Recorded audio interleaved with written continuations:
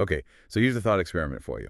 What if I told you that right in the heart of Silicon Valley, the place we think of as super secular, progressive, tech-obsessed, what if there's a kind of, well, secret Christian revival happening? It sounds pretty counterintuitive, doesn't it? Totally. But we're seeing billionaire founders like openly talking about faith. Hmm.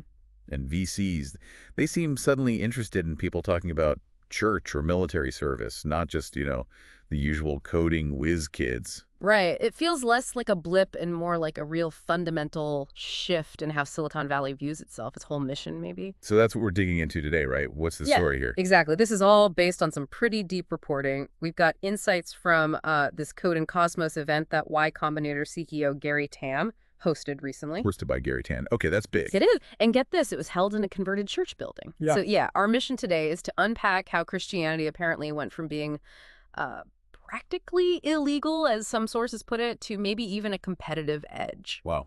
Yeah, this deep dive might just change how you look at Silicon Valley. It already sounds like it. I mean, What? it's incredible how much has changed. Can you maybe paint a picture for us? Just 5 years ago, could you even imagine Gary Tan, the Y Combinator CEO, hosting a Christian gathering? No way. And the really striking thing, it wasn't just some neutral venue. This was in his house, his personal home near Dolores Park in San Francisco, which, yeah, happens to be a converted church. Okay, that symbolism is pretty loud. Right. And Tan himself apparently said on stage it was a little unusual, admitted it might have faced, like, actual hostility just a few years back. And to really get how big a deal this is, we Yeah. need to remember the vibe back then, right? Yeah. Like the 2010s, Silicon Valley wasn't just not religious. Oh, it was actively hostile, many felt, especially towards traditional Christianity. There was that running joke, that being Christian in tech was practically illegal. Yeah, I remember hearing that. The dominant culture was all about polyamory, psychedelics, very vocal atheism, what some people now call woke ideology. Exactly. If there's any spirituality, it was expected to be more like Eastern mysticism or something. Definitely not church on Sunday. It really was a totally different landscape. Completely. And this wasn't just talk. There was real evidence of this chilliness. Christian tech folks felt they had to stay in the closet. Seriously, like hiding it. Yeah. Apparently, there was this secret spreadsheet going around, just a dozen or so Christian entrepreneurs on it, basically an underground network so they could find each other without, potentially hurting their careers. A secret spreadsheet. Wow. And one name reportedly on that list, Trace Stevens. He co-founded Enduro, the defense tech company, and used to be a partner at Peter Thiel's Founders Fund. Right, Underl. Big player now. Huge. And Stevens, like Tan, he's now open about his faith, hosts Bible studies, even makes this argument that venture capital itself is kind of like divine forgiveness. Wait, venture capital? Like divine forgiveness, how does that work? That seems like a stretch. Well, the argument Stevens makes, as reported, is sort of about the iterative process. VCs fund ideas, things fail, entrepreneurs pivot, they try again. He sees a parallel there with divine grace, second chances, not being defined by failure, but getting more shots to build something meaningful. Okay. I can sort of see the analogy, even if it's unusual. It is unusual, but the bigger point is being openly Christian isn't career suicide anymore. It might even be, well, an advantage. Which really makes you think, doesn't it? Yeah. Like, have you, listening right now, noticed similar subtle shifts maybe in your own field? It really makes you wonder when exactly traditional values stopped being quite so taboo in some of these progressive circles. Yeah, that's the core question. So this shift is happening, but why? Why now? What's really pushing that? Well, the sources point pretty clearly in one direction. It's the billionaires, the very top tier. They seem to be leading the way. The billionaire effect. Okay, tell me more. Well, think about Peter Thiel, worth what, $14 billion. He's publicly said, quote, "I believe in Christ's resurrection. For us, the only good model is Christ." That's a pretty strong statement. Huge signal. Yeah. Especially from Thiel. Exactly. And then there's Elon Musk, richest person in the world, right? Last summer, he told Jordan Peterson he sees himself as a cultural Christian. Maybe not devoutly religious, but he believes, quote, "the teachings of Jesus are good and wise." Okay, so you've got Thiel and Musk, arguably two of the most powerful tech figures on the planet, controlling just astronomical wealth, openly saying positive things about Christianity.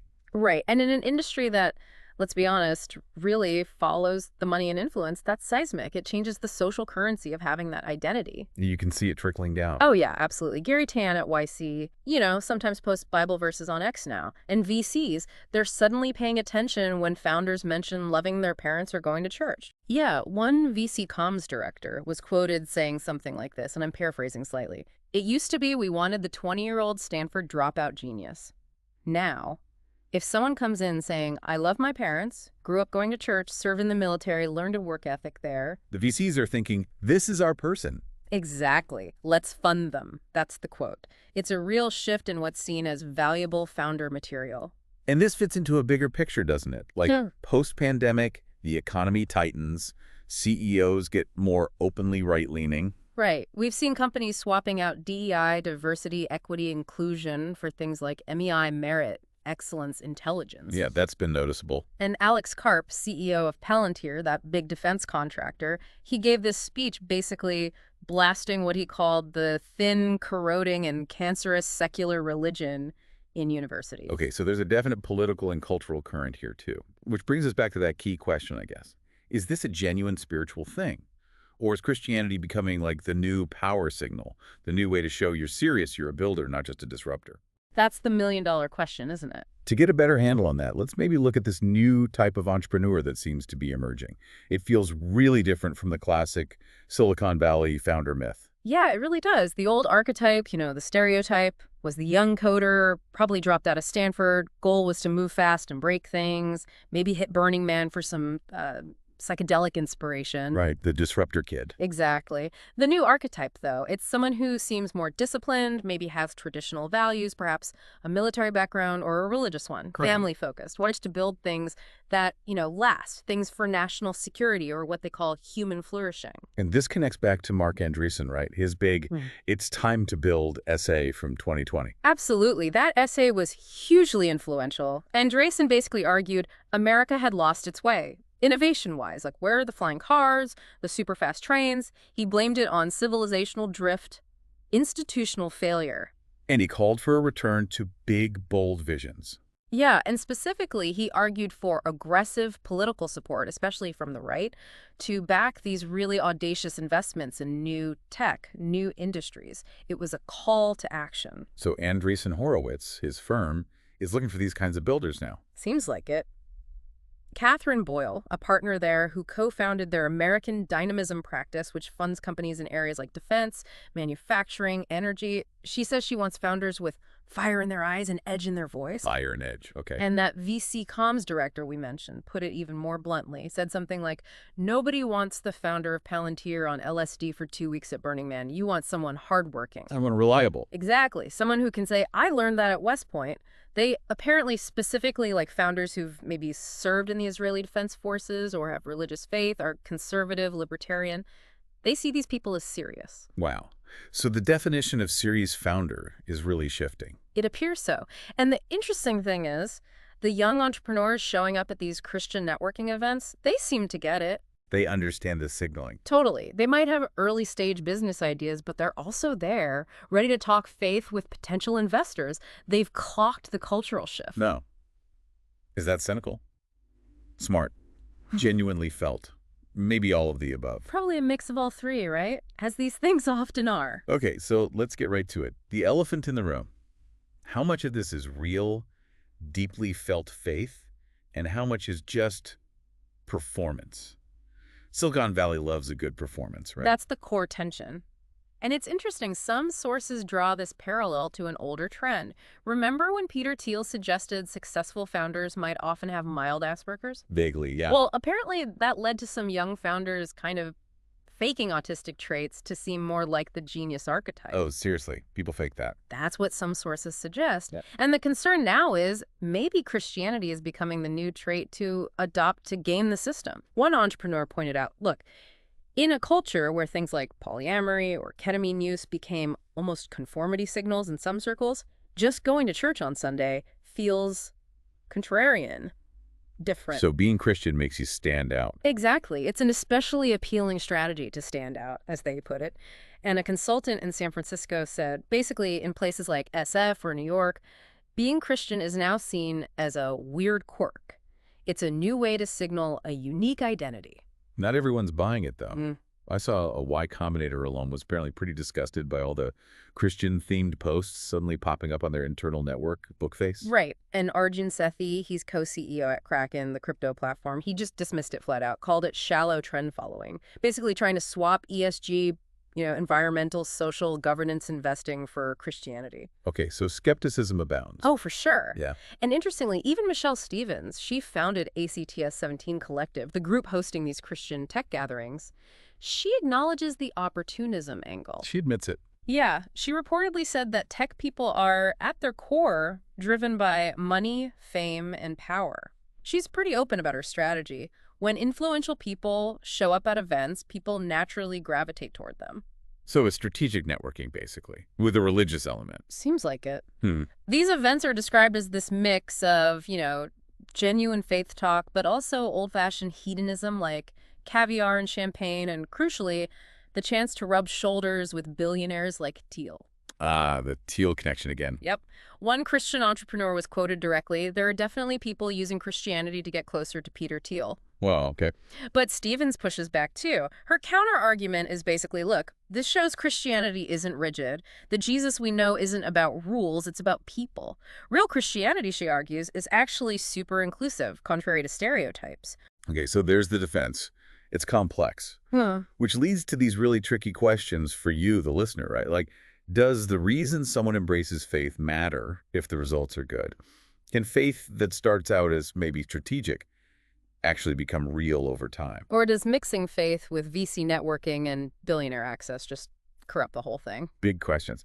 But okay, there's maybe an even stranger, darker layer to this whole story we need to touch on. Right, the concerns some critics have. Yeah, the worry that maybe Silicon Valley isn't really embracing traditional Christianity at all. Maybe it's using the language of faith as cover for something way more ambitious, like trying to create God themselves. What are the sources saying there? Well, there's this really striking story about Gary Tan again. He apparently had this 5-hour conversation with Sam Altman, the OpenAI co-founder. Hours with Altman. Yeah, and Tan described it reportedly as being like reading a book of faith. Faith about achieving AGI, artificial general intelligence, or even ASI superintelligence, maybe within thousands of days. Thousands of days. So extremely soon. Tan said Altman believes we'll eventually unlock the secrets of physics and science, gaining infinite abundance that flows like water from a tap. Infinite abundance. Unlocking secrets of the universe. That does sound almost religious, doesn't it? It does, and it plugs right into this broader Silicon Valley obsession, this race to create superintelligence. Some critics literally call it a modern Tower of Babel. Humans trying to build their own way to godhood through tech. And this isn't totally separate from the Christian friend. That's the warning from people like Luke Burgess, a Catholic entrepreneur involved in AI discussions. He apparently said, connecting Christianity to everything in Silicon Valley is dangerous. Why dangerous? He points to this old book, Francis Bacon's The New Atlantis from 1626. Apparently it's become kind of popular reading in some Valley circles recently. Okay, what's that about? It describes this sort of Christian utopian society that uses advanced technology for the 17th century to do things like control the weather, cure aging, basically build paradise on Earth through science. So the fear is they're adopting the Christian framework, but aiming for Bacon's tech utopia. That seems to be the concern. Because here's the uncomfortable part. Many of these same tech leaders embracing Christian language are also funding and building things that look a lot like attempts to replace God with tech. Like what specifically? Well, defense tech that could fundamentally alter global power, AI systems that might become vastly more intelligent than humans, life extension research that's literally trying to defeat death. These are pretty big ambitions, God-level ambitions, you might say. Yeah, those aren't small goals. Not at all. I actually asked Eliezer Yudkowsky about this, the AI safety researcher. He was pretty blunt about the religion angle. What do you say? Basically, look, the core questions are practical. How powerful will AI get? Can we control it? You don't get answers to that from religion. He added something like, when you're spending $20 billion trying to create a god and make it obey you, you don't really need religious motivation. A very pragmatic take. But maybe, just maybe, that's the whole point for some people involved in this trend. Maybe adopting traditional Christian language isn't about finding God, but about psychologically preparing themselves for the ultimate act of hubris, creating their own artificial gods, gods they hope they can control. Wow. That's a pretty chilling thought to end on. It is. So, wrapping this all up, what do we actually have here? Is it a real spiritual awakening in the valley? Or just, Christianity is the latest killer app for ambitious entrepreneurs? Well, like we said, the truth is probably messy, probably both. Cultural shifts usually are, right? A mix of real belief, social strategy, bigger historical currents. Yeah, that feels right. But what this whole story really seems to show is this deep hunger for meaning in Silicon Valley. Maybe after decades of just disrupting and breaking things, there's a sense that something more is needed. Like maybe older frameworks, things that have lasted millennia, actually have value, not just the newest trend. Perhaps a recognition that maybe you need those frameworks that have stuck around, not just the latest philosophy dropped on X. So here's something for you, the listener, to chew on. Think about technology and traditional values in your own life. Do they fit together? Do they clash? And does it ultimately matter why someone embraces religion if the results seem positive? Yeah, and whether this revival turns out to be authentic or just strategic, maybe it points to something important. This idea that technology alone, without some kind of moral compass, might end up feeling pretty empty. Definitely food for thought. Keep questioning the easy narratives. Keep looking for those deeper currents, because often the most important stories are the ones playing out just under the radar.